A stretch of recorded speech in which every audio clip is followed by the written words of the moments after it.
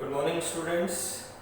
Welcome to MHRM Marketing and Human Resource Management. जैसा कि आप लोग जानते हैं लास्ट लेक्चर में हमने मॉड्यूल 1 खत्म किया था। उसके अंदर मैंने आपको एक छोटा क्वेश्चन कराया था, वो लेक्चर भी छोटा सा ही हुआ था and that was market targeting. ठीक है, अब मॉड्यूल 1 तो खत्म हो गया है, कमिंग ऑन टू मॉड्यूल 2। अब आपको बता दूं, जैसे मैंने आपसे पहले ही कहा था कि हर मॉड्यूल के अंदर 3 टॉपिक्स है और तीनों के ऊपर एक एक क्वेश्चन आएगा। आपको 3 में से 2 अटेम्प्ट करना है, एक ऑप्शन में छोड़ देना है। First topic, second topic and third topic, तीनों के ऊपर एक एक क्वेश्चन है। तो उसी हिसाब से आपको ये मिल जाएगा। ऑन पेज नंबर 80 से स्टार्ट हो रहा है मॉड्यूल 2। हम लोग मॉड्यूल 2 स्टार्ट करते हैं। मॉड्यूल 2 का नाम है मार्केटिंग डिसीजंस पार्ट 1। इसका पार्ट 2 नेक्स्ट मॉड्यूल के अंदर आएगा। कुल मिला करके मैं आपको बताऊं कि मार्केटिंग डिसीजंस में एक मार्केटिंग मैनेजर को 4 चीजों के बारे में डिसीजंस लेने होते हैं। एक मार्केटिंग मैनेजर का काम भेलपूरी बनाने वाले की तरह होता है। भेलपूरी वाला इंग्रेडिएंट्स को बराबर मिक्स करेगा तो उसकी भेल टेस्टी तैयार होगी। सिमिलरली एक मार्केटिंग मैनेजर जो है, अगर वो 4 चीजों को ऑप्टिमम वे में कंबाइन करता है, अगर वो 4 चीजों की तरफ ध्यान देते हुए एक सही प्रपोर्शन रेडी करता है तो सक्सेसफुल मार्केटिंग कर पाएगा। और इसका बेस्ट एग्जांपल आपको इंडियन कंपनीज में ही देखने को मिल जाएगा। You have Maruti as the largest selling car in India, जबकि एकदम साधारण सी गाड़ी है, लेकिन साधारण सी कार होने के बावजूद भी सबसे लार्जेस्ट सेलिंग कार है। क्यों? क्योंकि मारुति कंपनी ने इन 4 पीस को ऑप्टिमम वे में कंबाइन किया है। उनका प्रोडक्ट इंडियन रोड कंडीशंस के हिसाब से है, उनका प्राइस इंडियन कंज्यूमर के स्टैंडर्ड ऑफ लिविंग के हिसाब से या इनकम क्लासिफिकेशन के हिसाब से है, प्लेस यानी कि फिजिकल डिस्ट्रीब्यूशन की बात करें तो आपको मारुति के डिस्ट्रीब्यूटर हर जगह मिल जाएंगे और प्रमोशन भी कंपनी बेहद अच्छी तरीके से करती है। तो अगर मार्केटिंग मैनेजर सही तरीके से एक मार्केटिंग मिक्स तैयार करता है तो he can sell his product in an optimum way. यहीं पर सबसे पहले स्टार्ट होता है कि भाई what is the meaning of marketing mix. कि भाई हम जो भेलपूरी वाले की बात कर रहे थे कि भाई कॉम्बिनेशन अगर प्रॉपर करता है तो वो मार्केटिंग मिक्स का मतलब क्या है। What is the meaning of marketing mix? Marketing mix का मतलब होता है मार्केटिंग के वेरिएबल्स।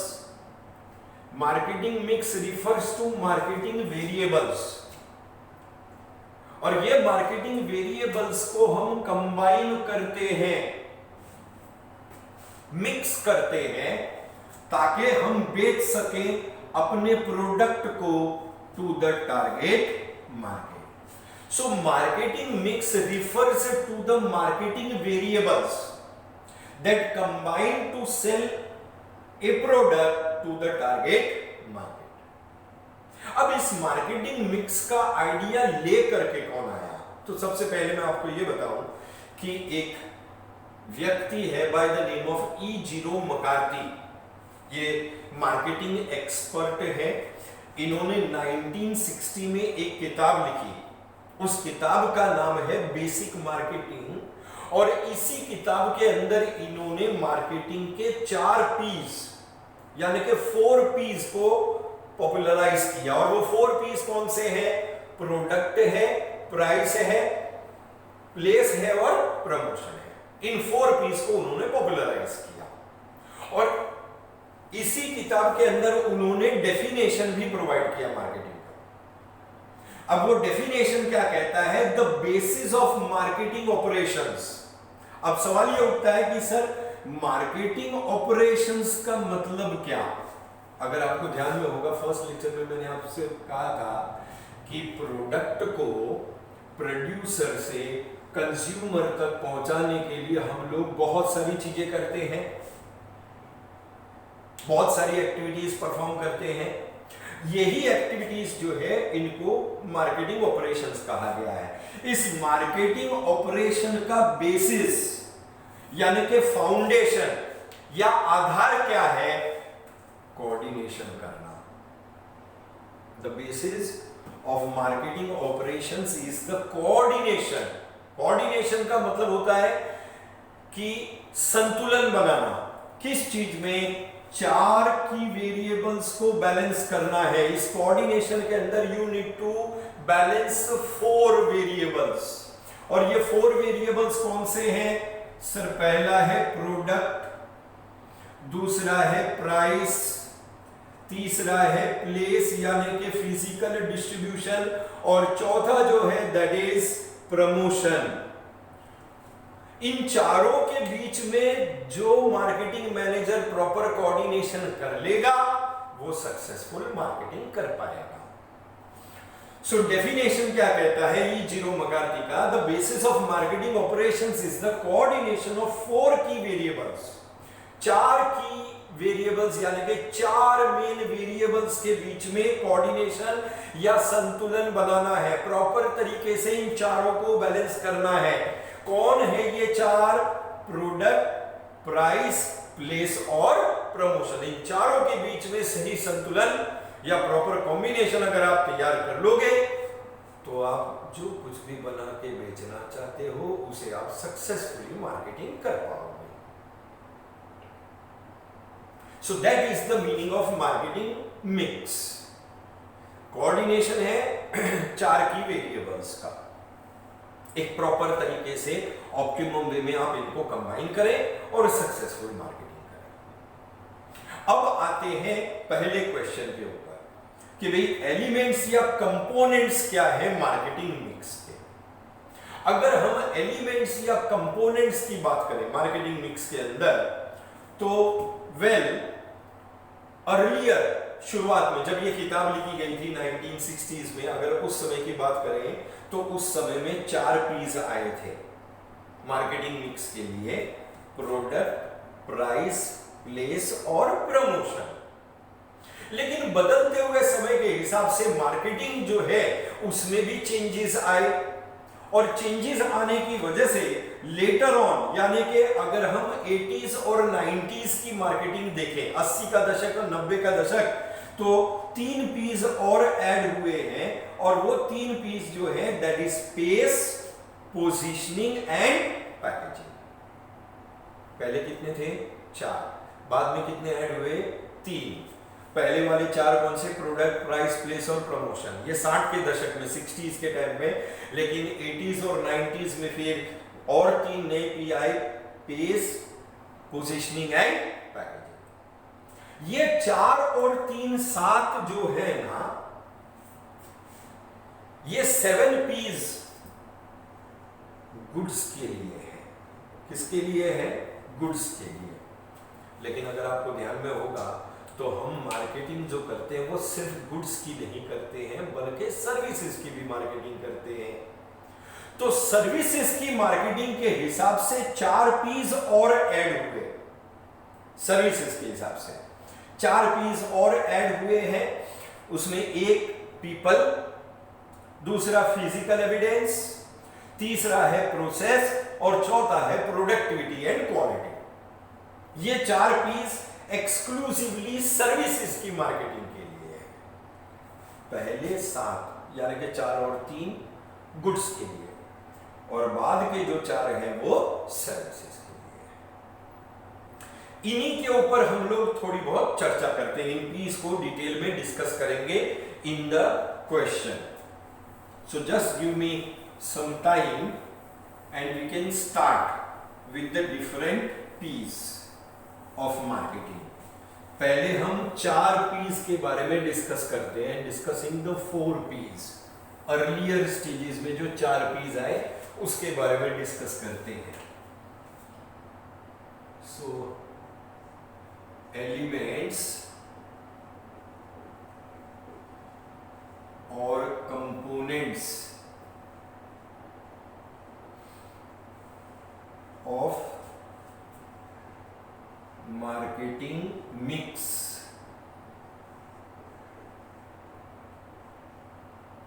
एलिमेंट्स और कंपोनेंट्स ऑफ मार्केटिंग मिक्स। अब अर्लियर के हिसाब से अर्लियर देयर वर 4 P's, और वो 4 P's जो है it was popularized by E Jerome McCarthy. ठीक है, इनकी जो किताब आई थी उसमें इन्होंने ये 4 P's को पॉपुलर बनाया था कि अगर आपको एक ऑप्टिमम मार्केटिंग मिक्स तैयार करना है तो वो optimum marketing mix in 4 P's के जरिए, इन 4 P's में सबसे पहला जो है that is product. First P product है। प्रोडक्ट का मतलब क्या होता है? प्रोडक्ट एनीथिंग जो मैं मार्केट में ऑफर करता हूं लोगों के देखने के लिए, देख के पसंद करने के लिए और फिर उसे खरीद के इस्तेमाल करने के लिए। So product can be considered as anything offered in market. ये प्रोडक्ट वेफर हो सकता है, ये प्रोडक्ट नहाने की साबुन हो सकता है, घड़ी हो सकता है, चश्मा हो सकता है, रेडीमेड शर्ट हो सकता है, anything which is offered in the market. अब ये मार्केट में क्यों ऑफर किया जाता है? मार्केट में ऑफर किया जाता है ताकि लोग इसे देखें, पसंद करके खरीदें और खरीदने के बाद उसे इस्तेमाल करें। It is anything that is offered in the market for attention, acquisition and use। यानी कि लोग उसे देख के पसंद करेंगे, पसंद करके खरीदेंगे और खरीदने के बाद उसे इस्तेमाल करेंगे। तो कोई भी चीज जो मैं मार्केट में ऑफर कर रहा हूं दैट इज प्रोडक्ट। अब प्रोडक्ट के लिए कंपनी क्या कर सकती है? सर प्रोडक्ट के लिए कंपनी, कुछ कंपनियां जो है वो सिंगल ब्रांड स्ट्रेटेजी रखती है।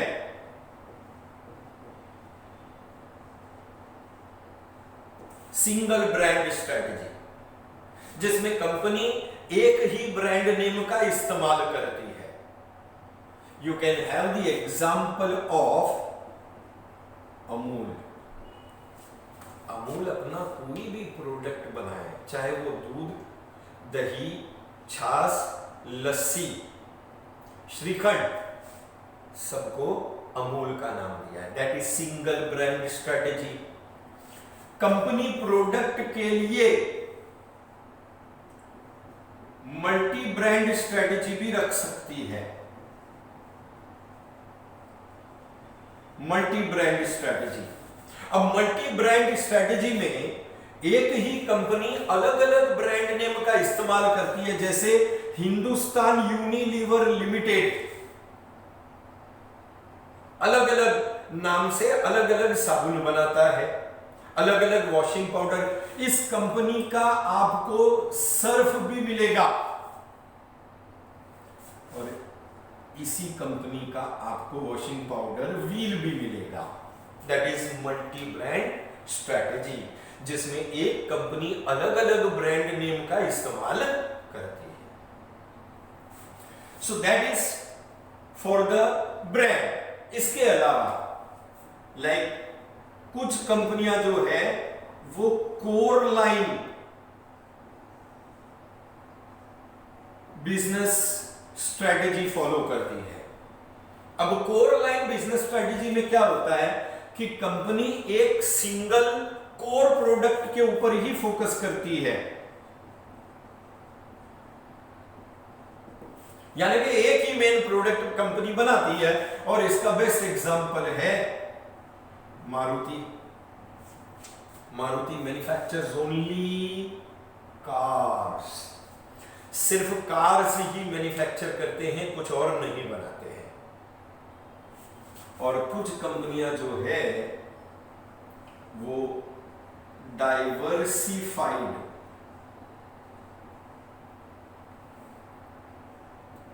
लाइन बिजनेस करती है। डाइवर्सिफाइड बिजनेस लाइन स्ट्रेटेजी क्या होती है? इसमें कंपनी मैनी प्रोडक्ट्स बनाती है। कोर लाइन स्ट्रेटेजी में सिर्फ एक main product, core product. Diversified line business में मेनी प्रोडक्ट्स, जिसका एग्जांपल अगर हम लें तो you can have Mahindra and Mahindra. Mahindra and Mahindra tractors बनाता है, Mahindra and Mahindra two wheelers भी बनाता है, महिंद्रा एंड महिंद्रा जो है एसयूवी भी बनाता है, महिंद्रा एंड महिंद्रा जो है वो कार्स भी बनाता है। So that is many products. इसे क्या कहते हैं? Diversified line business. इसमें कंपनी अलग अलग प्रोडक्ट्स बना करके बेचती है। सो ये हुआ पहला एलिमेंट, प्रोडक्ट। कोई भी चीज जो मैं मार्केट में ऑफर करता हूं लोगों के देखने के लिए, पसंद करके खरीदने के लिए और इस्तेमाल करने के लिए, to satisfy their needs and wants. First P के बाद में आता है second P and that is price. Price जो है ये सेकंड पी है। अब सबसे पहली बात, प्राइस का मतलब क्या होता है? Price is the exchange value at which buyer buys and seller sells. Price exchange value है, या इसको हम मनी वैल्यू भी कह सकते हैं। ये वो कीमत है जिस कीमत पे बायर खरीदता है और सेलर बेचता है। ध्यान रखें कि ये जो प्राइस है ना, ये प्राइस सही होना चाहिए। अगर आप चाहते हो कि आपका प्रोडक्ट अच्छा है और वो मार्केट में सक्सेसफुल हो, तो उसके सक्सेस में उसकी सही कीमत होने का बहुत बड़ा हाथ होता है। क्योंकि अगर आपने गलत प्राइस डिसाइड कर लिया तो आपका प्रोडक्ट अच्छा होने के बावजूद भी मार्केट में फ्लॉप हो जाएगा। So price must be right. Price सही होना चाहिए, सही कीमत होनी चाहिए। क्योंकि अगर कीमत सही नहीं है तो प्रोडक्ट चाहे कितना ही अच्छा क्यों ना हो, it will be flop in the market. अब ये सही कीमत की परिभाषा क्या है? How do you explain the right price? Well, right price का मतलब है कि you have to avoid two things. आप ओवर प्राइसिंग नहीं करेंगे, आप अंडर प्राइसिंग नहीं करेंगे। No over pricing, no under pricing. क्योंकि अगर आप जरूरत से ज्यादा कीमत रखते हैं तो बहुत सारे लोग उसे खरीद नहीं पाएंगे, अफोर्ड नहीं कर पाएंगे। एप्पल के आईफोन की तरह हो जाएगा कि कितने सारे लोग लेना चाहते हैं मगर ले ही नहीं पाते क्योंकि बहुत ज्यादा कीमत है। और अंडर प्राइसिंग भी नहीं होना चाहिए, क्योंकि अगर आप बहुत कम कीमत रखेंगे तो भी लोगों के मन में शक आएगा कि ये इतना सस्ता क्यों मिल रहा है। जरूर क्वालिटी में कुछ ना कुछ कॉम्प्रोमाइज होगी। And that is why you have to avoid over pricing, you have to avoid under pricing. सही कीमत किसे कहते हैं? सर, सही कीमत वो होती है जो कॉम्पिटिटर की बराबरी में हो। यानी कि मेरा कॉम्पिटिटर जो प्राइस चार्ज कर रहा है मैं भी उसी के आसपास की कीमत चार्ज करूंगा। यानी कि it must be, price must be in line with competitors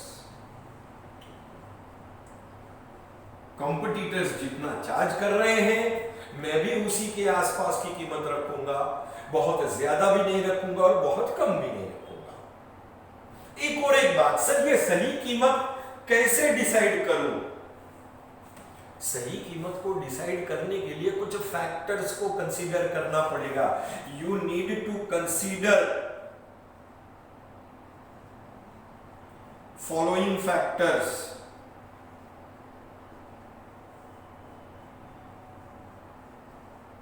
price को तय करने के लिए फॉलोइंग फैक्टर्स जो है ध्यान में रखें और फिर प्राइस को। सर कौन से फैक्टर्स ध्यान में रखने हैं?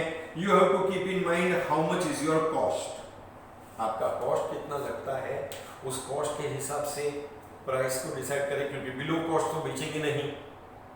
कॉस्ट भी रिकवर होना चाहिए और कॉस्ट रिकवर होने के साथ साथ एक रीजनेबल अमाउंट ऑफ प्रॉफिट भी मिलना चाहिए। तो कॉस्ट को ध्यान में रख करके आप प्राइस को डिसाइड करें। मार्केट में कंपटीशन कितना है,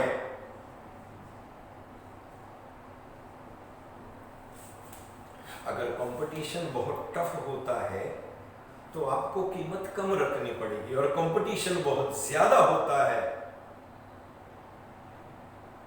तो लाइक उस हिसाब से price. So you have to keep in mind कि कंपटीशन कितना है।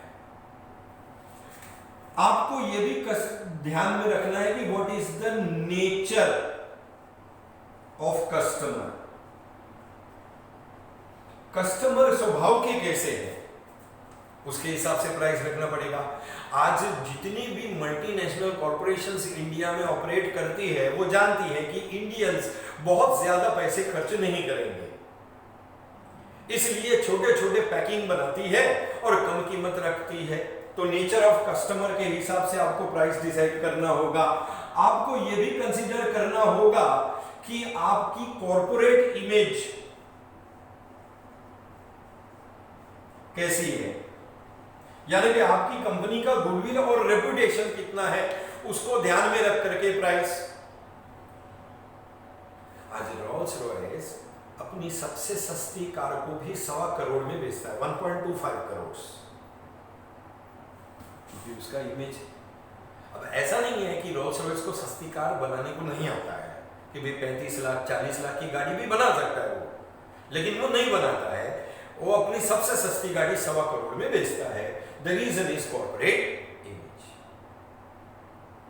सो ये सारे फैक्टर्स कंसीडर करें और फिर अकॉर्डिंगली राइट प्राइस डिसाइड करें, क्योंकि कीमत सही होगी तो ही आपका प्रोडक्ट मार्केट में सक्सेसफुल होगा, चल पाएगा। अदरवाइज अच्छा प्रोडक्ट होने के बावजूद भी अगर उसकी कीमत सही नहीं है तो it will B A flop in the market. ये कितने पीस हुए? ये 2 पीस हुए हैं। ऑल टुगेदर मैंने आपको कितना समझाया था? पहले 4, फिर उसके बाद में आए 3 और फिर सर्विसेज के हिसाब से 4। तो कुल मिलाकर के 11 में से हम 11 तो करेंगे नहीं, क्योंकि हमारे आंसर के लिए 8 से 10 पॉइंट काफी है। तो हम टोटल 10 करेंगे और इन 10 में से मैंने आपको 2 डिटेल में समझा दिया है मीनिंग के साथ में। बाकी का हम जो बचे हुए 8 पीस है वो हम अपने नेक्स्ट लेक्चर में डिस्कस करेंगे। तब तक के लिए गुड बाय, टेक केयर।